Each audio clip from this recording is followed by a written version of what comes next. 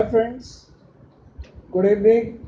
This is Sunil Bhatnagar again present before you with a video on that what are the attributes required for a successful textile engineer.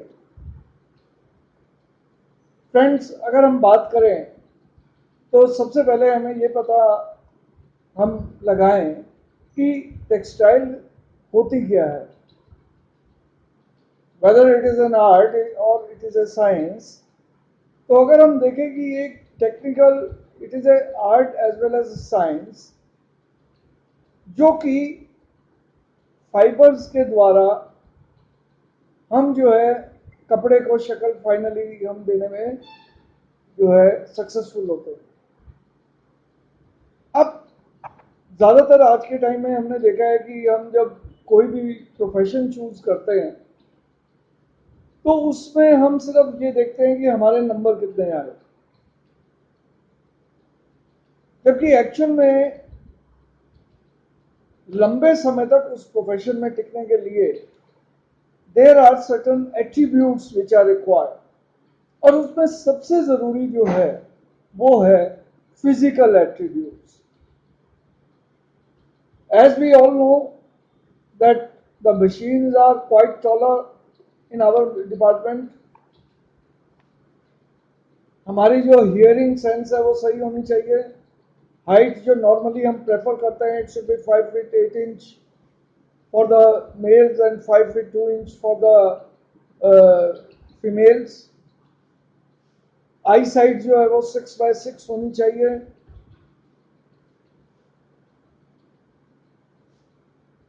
Then the बोलने में जो है हमारे जो words जो हैं उनकी क्लैरिटी होनी चाहिए। लंग्स की कोई बीमारी नहीं होनी चाहिए। और क्योंकि एक आदमी को 8 घंटे डिपार्टमेंट के अंदर उसे राउंड भी लेना पड़ेगा, 12 घंटे उसे काम भी करना पड़ेगा, तो उसके अंदर एंड्योरेंस होनी चाहिए। You should not have flat foot. तो और एक इंपॉर्टेंट जो करेक्टरिस्टिक जो रिक्वायर्ड होती है, जो कि चेक करनी चाहिए मिलों को, that is the colour blindness. क्योंकि मैंने ये अनुभव किया है कि जब हम मेडिकल हमें करवाने के लिए जब हम किसी को रिक्रूट करते हैं और हम उसके जब मेडिकल कराने भेजते हैं तो जो टेक्निकलिटी जो शब्द है, जो रिक्वायरमेंट होती है, that is not being taken into consideration. तो फिजिकल एट्रीब्यूट्स की अगर हम बात करेंगे, height should be okay, eyes सही होनी चाहिए, नाइट ब्लाइंडनेस और वो उसमें नहीं होनी चाहिए। लंग्स जो हैं they should be okay, perfectly okay, you should not have trouble with them. Then colour blind नहीं होना चाहिए। अब साथ ही साथ अगर हम और बात करें, that is the other criteria. First is English friendly होना चाहिए, यू शुड नो इंग्लिश। क्योंकि ज़्यादातर हमारी जो लॉग बुक्स जो लिखी जाती हैं और जो मेंटेनेंस के अंदर जो हमारे मैनुअल्स होते हैं, they are not in Hindi, they are in English. तो ही शुड बी फ्रेंडली। हो सकता है वो बोल ना पाए, but he should understand English. और जो सबसे बड़ी बात है कि जो रीजनल लैंग्वेज है, जिस जगह वो फैक्ट्री है, उसके बारे में उसे पता होना चाहिए, उसके कल्चर के बारे में उसे पता होना चाहिए। हम क्या करते हैं, कहीं भी जॉब लगी हम तुरंत पहुंच जाते हैं, बट जो लोकल वहाँ के जो वर्कर्स होते हैं उनसे इंटरेक्शन हमारा सही नहीं रहता। और जब कम्युनिकेशन नहीं है तो most of the problems will take place. तो लैंग्वेज सही होनी चाहिए। अब हम बात करते हैं कि विच आर द एरियाज। अब अगर हम एरियाज की बात करें तो एक बीटेक का आदमी आपने देखा होगा he can go to production. अब प्रोडक्शन के लिए हमें किस टाइप का आदमी चाहिए? उसकी कम्युनिकेशन स्किल अच्छी होनी चाहिए, उसके प्रोएक्टिव अप्रोच होनी चाहिए, पॉजिटिव एटीट्यूड होना चाहिए, he is a good team worker होना जो है हो, उसकी कैलकुलेशंस सही होनी चाहिए,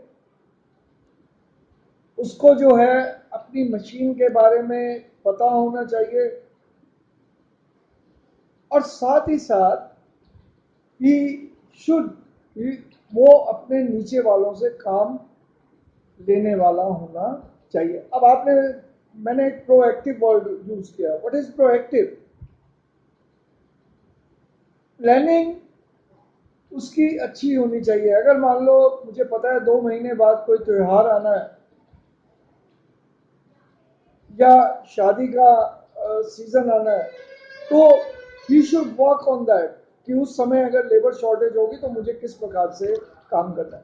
और एक सबसे बड़ी जो चीज़ है, he should be good team leader. वो अपने इंटर टीम में ही सफल ना हो, वो इंट्रा टीम में भी सफल होना चाहिए। अब हम बात करते हैं कि टेक्सटाइल की जो दूसरी ब्रांच है वो है क्वालिटी कंट्रोल। अब क्वालिटी कंट्रोल के अंदर एनालिटिकल होना चाहिए, कैलकुलेशन स्ट्रांग होना चाहिए, स्टेटिस्टिकल नॉलेज होनी चाहिए। You should have a command over the calculation and statistics, X bar R bar chart, T test, significance test, और वो रिपोर्ट्स को देख के एनालाइज करने वाला भी होना चाहिए। ही शुड नो, उसे पैशन होना चाहिए, उसे मशीन के डिफिकल्टी, कॉज एंड इफेक्ट पता होने चाहिए, और वो रिपोर्ट ऐसी बनाए जो कि कंफ्यूजन ना क्रिएट करे। तो ये चीज, कुछ चीजें जरूरी है क्वालिटी कंट्रोल के लिए। BTech qualification is okay, but in some of the mills they are preferring MTech from IIT और good institution like TIT and all that. अब साथ ही साथ अगर हम बात करेंगे कि मार्केटिंग, अब ज्यादातर कंपनियों 2 टाइप के लोगों को देखती है, आइदर दे प्रेफर एमबीए और they take BTech with MBA or they take only BTech. अब बीटेक, अब मार्केटिंग की टेक्निक क्या होनी चाहिए? मार्केटिंग के अंदर पर्सनैलिटी अच्छी हो, कन्विंसिंग पावर अच्छी हो, उसे कस्टमर की प्रॉब्लम्स को एनालाइज करना आना चाहिए, कम्युनिकेशन स्किल अच्छी होनी चाहिए, written as well as spoken, उसे कंप्यूटर पे पूरा कमांड होना चाहिए, उसे अपने जो है ईमेल्स एडिकेट्स उसे आने चाहिए,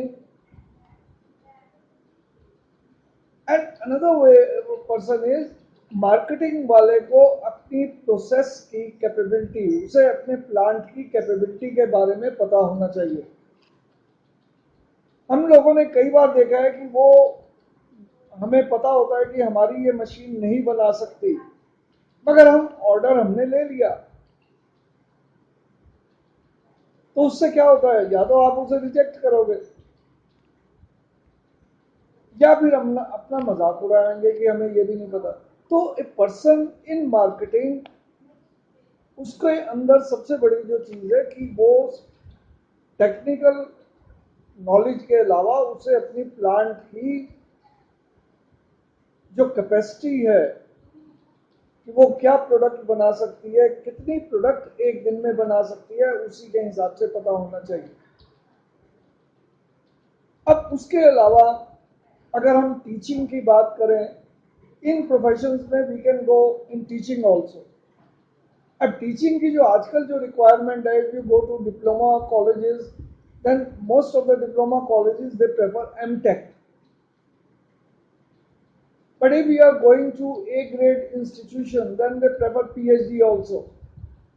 अब एक अच्छा टीचर के लिए क्या होनी चाहिए, उसे अपने सब्जेक्ट में नॉलेज होनी चाहिए, साथ ही साथ he should know the different techniques of teaching. पढ़ाने के अलावा उसे प्रोजेक्टर्स, उसे डिस्कशंस, अलग अलग मेथड्स जो हैं उसे पता। He should have a good practical knowledge, उसकी कम्युनिकेशन अच्छी हो, उसके अपना स्टूडेंट्स को mentor, he should work as a mentor, he should think beyond that particular point.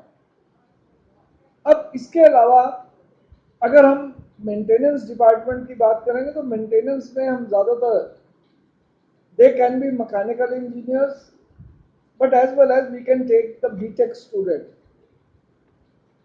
तो अगर मुझे मेंटेनेंस में जाना है तो मुझे ये पता होना चाहिए कि मुझे अपनी मशीन के अलावा मुझे ऑयल, बेल्ट, कंज्यूमेबल आइटम्स, इनकी नॉलेज होनी चाहिए। स्पेयर पार्ट्स कहाँ से आते हैं, मेरी मशीन का शेड्यूल क्या होना चाहिए, cleaning schedule, preventive schedule, breakdown schedules क्या होते हैं। He should know all this points. उसकी कम्युनिकेशन अच्छी होनी चाहिए, डिफरेंट डिपार्टमेंट में वो टीम वर्क करके काम करे। तो टीम वर्क अगर हम बात करें ये हर डिपार्टमेंट के लिए ज़रूरी है, कम्युनिकेशन स्किल हर डिपार्टमेंट के लिए ज़रूरी है, पॉजिटिव एटीट्यूड हर डिपार्टमेंट के लिए ज़रूरी है। अब इसके अलावा there are certain departments which are called, जहाँ पे प्रोडक्ट डेवलपमेंट डिपार्टमेंट है, वहाँ पे उसे डिफरेंट नए फाइबर्स के बारे में पता होना चाहिए, उसे मशीन में सैंपल बनाना आना चाहिए, उसे साथ ही साथ ये भी पता होना चाहिए कि और जगहों पे कितने डेवलपमेंट्स हो रहे हैं, और कस्टमर से उसकी रिक्वायरमेंट क्या है उसके हिसाब से वो बात करे। आजकल इंडस्ट्रियल इंजीनियरिंग भी एक एरिया है जहाँ पे हम काम कर सकते हैं। अब इसी के अलावा गारमेंट टेक्नोलॉजी है, इसमें ज़्यादातर हम जो प्रेफर करते हैं they are the students from BTech with fashion specialisation. तो इन चीज़ों को अगर हम देखें तो कुछ क्वालिटीज ऐसी हैं, जैसे मैंने बताया physical attribute is very important point. Colour blind नहीं होना चाहिए, अगर वो डाई हाउस में काम कर रहा है तो कलर ब्लाइंड नहीं रखें। कम्युनिकेशन स्किल अच्छी होनी चाहिए, उसकी जो है रिटन कम्युनिकेशन अच्छी होनी चाहिए, कंप्यूटर के बारे में उसे नॉलेज होनी चाहिए, और एक अच्छा टीम वर्क है। If is aggressive, emotional intelligence अगर उसकी सही नहीं है तो then definitely it will lead to the problem. तो फ्रेंड्स, एक सफल इंजीनियर होने के लिए सिर्फ डिग्री ज़रूरी नहीं है, इसके अलावा फिजिकल फिट होना बहुत ज़रूरी है, मेंटल फिट होना बहुत ज़रूरी है, इमोशनल जो है ही शुड बी फिट, और साथ ही साथ उसका अपना जो रिक्वायरमेंट है लगातार उसको जो है इन चीज़ों में पढ़ना पड़ेगा। हम ये कहें कि सिर्फ हमने आज बीटेक कर लिया तो that is sufficient for that, no. Technology advance होती गई है, अनकन्वेंशनल यूज़ हो रहा है टेक्सटाइल का, तो हमें आज के टाइम में इन चीज़ों की तरफ भी ध्यान देना पड़ेगा। Okay friends, thank you. If you like this particular video, please like, share and subscribe. Have a nice day.